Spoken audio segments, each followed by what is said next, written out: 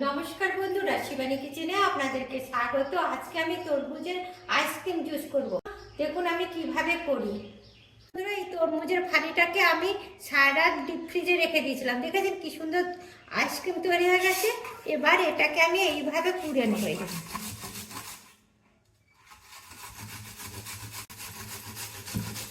কি সুন্দর হচ্ছে, এই দেখুন বন্ধুরা, পুড়ে নিয়েছি, কি সুন্দর হয়েছে দেখেছেন। পুরো বরফ জমে গেছে। থালাতে লঙ্কা গুঁড়ো নিয়েছি, লবণ নিলাম, মিশিয়ে দেবো।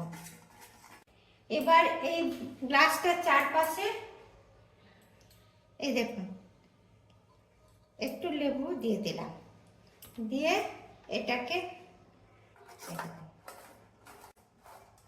দেখেছেন কি সুন্দর করে নিলাম। এবার এর মধ্যে দেখুন লেবুর রস দিয়ে দিচ্ছি, দেখেছেন। এই যে কোরা তরমুজের আইসক্রিমটা এর মধ্যে দিয়ে দিলাম।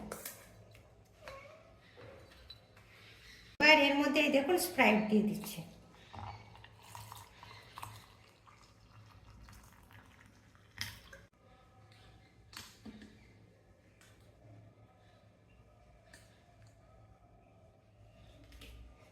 এই দেখুন তরমুজের কি সুন্দর আইসক্রিম জুস হয়ে গেছে। আপনারাও ঠিক এইভাবে তরমুজের আইসক্রিম জুস করবেন, দেখবেন দারুণ খেতে লাগছে। আর আমার রেসিপিটা যদি আপনাদের পছন্দ হয় তবে লাইক করবেন, কমেন্ট করবেন, শেয়ার করবেন। Thank you.